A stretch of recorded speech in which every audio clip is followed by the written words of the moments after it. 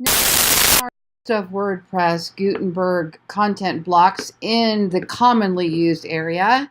We're going to click Add Block. We're going to go to Common Blocks. And we did paragraph, we did heading. Now let's look at latest posts. This is actually one of my favorite features. So I'm going to click latest posts. Now let me just move this down. Remember, we can drag it down like this, or we can move it with the arrows. Now, here's what happens. Automatically, when you do related post, WordPress pulls in your most recent posts, and they're sorted right here, newest to oldest, category any, 5 items with no date. Now, let's take a look at our different options. We can sort by newest to oldest, oldest to newest, A to Z, Z to A. Then if we wanted to, we could say, all right, let's go newest to oldest and let's look at the category, and then we can choose what category we want to show. So this post here, this blog post here is all about WordPress Gutenberg. So clearly it's going to be about WordPress and it's going to be for my bloggers. So I would want to show related articles relating to blogging, relating to WordPress. So I might just go down here and select WordPress. And now it will only pull in items related to WordPress. Now, if I wanted to, I could choose more items, as many as I want to choose here. Now, keep something in mind. I'll give you a couple of best practices. One, whenever you include links off your page, even if they're going to another page on your website, you're sharing some of the link equity, some of the search engine power of this page you're sharing by passing some of that link equity to the receiving page. So the more links you have, the more of that link equity you're passing. So we don't really want to have too many. The main idea of this bottom portion is to give that user something else they're interested in. And it also helps prevent orphaned content, which means orphaned content is when you have content on your website that no other page is referring to, no other page is linking to. It's been orphaned. It's just sitting out there by itself. When you use these related topics, then you're keeping links out to some of that content. And that's a really good SEO practice, search engine optimization practice for ranking on the search engines. So sometimes you might want to go oldest to newest and take a quick look. And if you notice anything is like kind of standing out as old, well, you might want to go in and refresh it. And then when you republish that, when you refresh a piece of content and republish it, the date changes.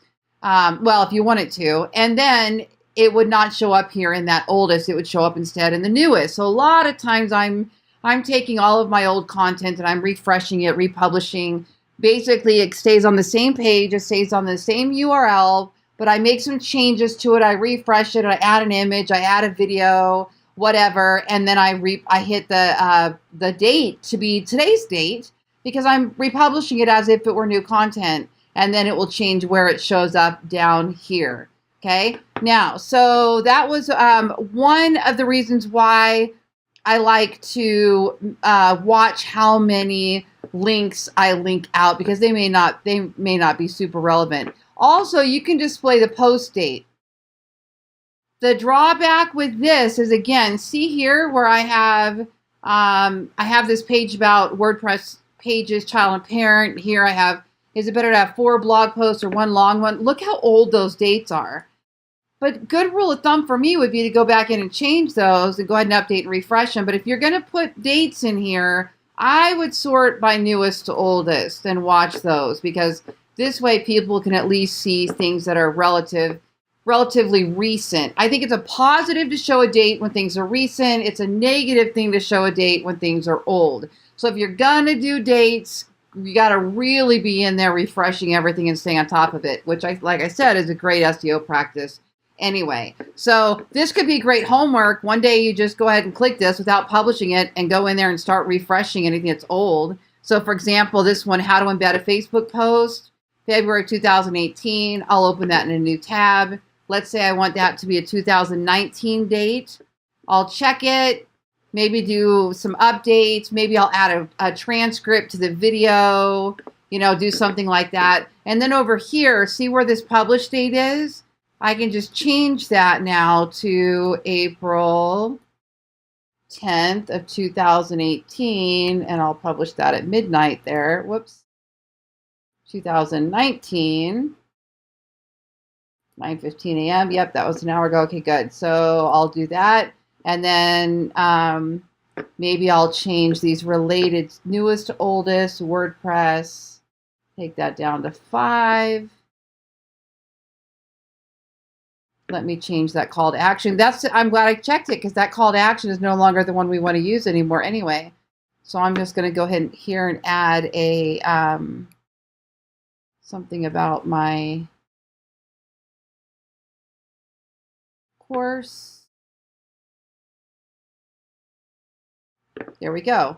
Update. So now that will have today's date. And then what that also does is it moves it to the front of my website. Now, if I were to go look at my website from the front view, as if somebody were landing on the main landing page, I have a blog directory, and here you go. So the one that we just now updated is now on the home page of the website because we updated the blog. So that's kind of a cool way to do some homework there. Anyway, so that is how we use the content block right here. We went into common blocks, and that was called posts. So that's your related posts.